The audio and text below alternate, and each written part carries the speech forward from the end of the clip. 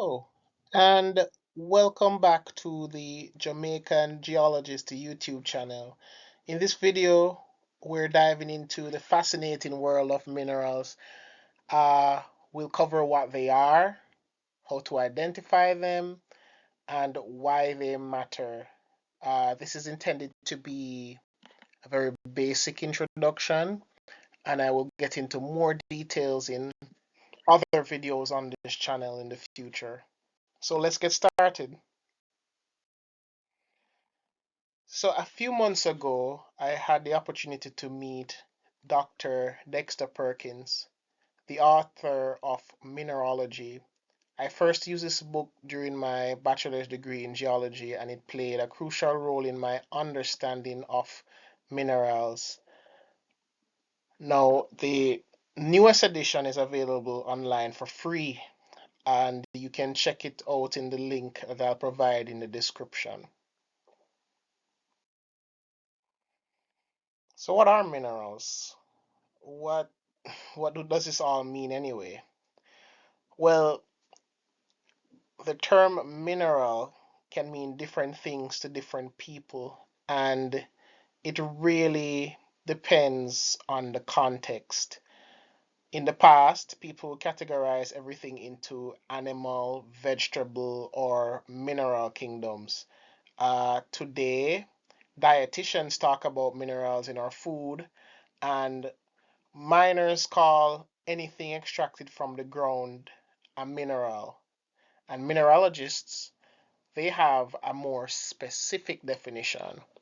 One of the first widely used definitions came from James D. Dana, who described a mineral as a naturally occurring solid chemical substance formed through biogeochemical processes having characteristic chemical composition, highly ordered atomic structure, and specific physical properties.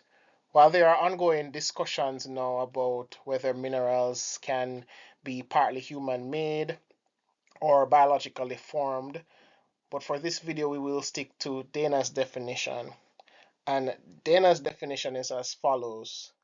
It is a naturally occurring solid chemical substance formed through biogeochemical processes, having characteristic chemical composition, highly ordered atomic structure, and specific physical properties. So, from a mineralogical standpoint, a geological standpoint, this is the definition that we use to when we're talking about minerals. So identifying minerals. When identifying minerals, geologists use different properties. So color alone is not reliable. Uh, so we check something called a streak, which is the color by rubbing the mineral on a porcelain plate. There's the luster, which tells us if it's shiny or dull. So metallic things tend to be shiny, non-metallic things tend to be dull. Uh, you have the hardness. Hardness is testing using the Mohs scale, which I will in speak about shortly. Uh, some minerals also have different properties like magnetism and reacting to acids. So there there's a particular mineral called magnetite. Magnetite. There's a beach in Jamaica, near Alligator Pond in on the border of Manchester and St. Elizabeth. There's also another beach called Farquhar's Beach in Clarendon. And the sand down there is magnetic, and it's because of the magnetic minerals that are there. So, uh, hematite and magnetite, those are the minerals that make up the sand, and the sand has magnetic properties. Also, calcium carbonate or calcite reacts with acids, so there's that fizzing property. So those are some special properties of minerals as well. And we will get into those in some other videos in the future. So the Mohs scale of hardness ranks minerals from 1 to 10 based on their ability to scratch. So softer minerals, talc is the softest mineral, and it's at a 1, while diamond is the hardest mineral, and it is at a 10. And everyday items like a fingernail has a hardness of 2.5, a steel nail has a hardness of 5.5, and they can help us to test the hardness of minerals in the field. So if you get a mineral, for example, and you're able to scratch it with your fingernail, you know that it has a softness, or it's softer than a 2.5. So it's probably something like a gypsum.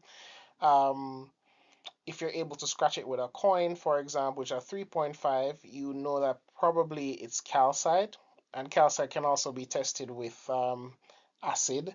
So the scratch test is a very easy diagnostic test, and it's often used in the field by geologists to identify the minerals.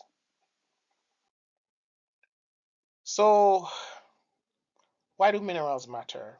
Like, okay, they're very pretty and they're shiny. We know that they're used in jewelry. So other than that, like, why do they matter? So minerals play a crucial role in our daily lives.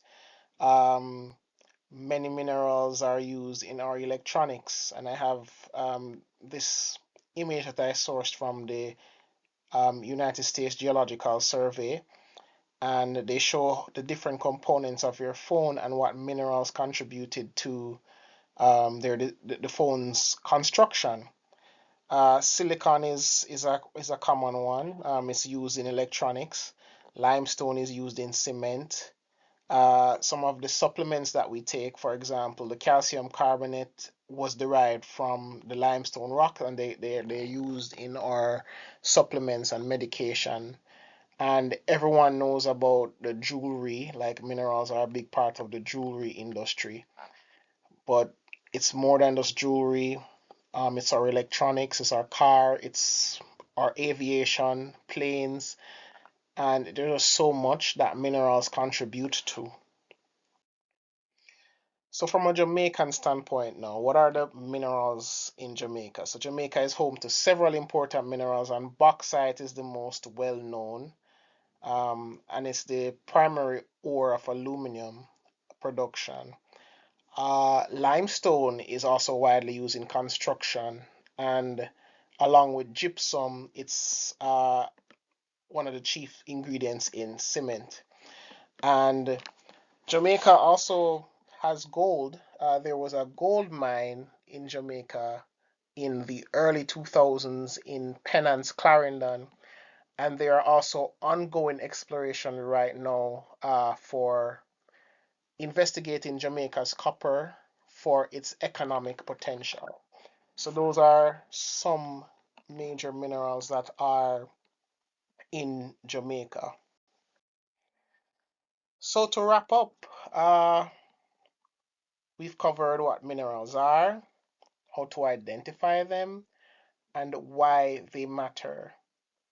Minerals shape the world around us, from the rocks we walk on to the technology in our hands. So in everyday life, like everything that you interact with, it's some form of mineral one way or another. So this is my basic introduction to minerals, and I will cover more specific properties and specific minerals in future videos.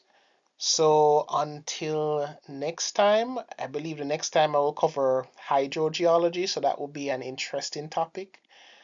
So until next time, I will see you then. Take care.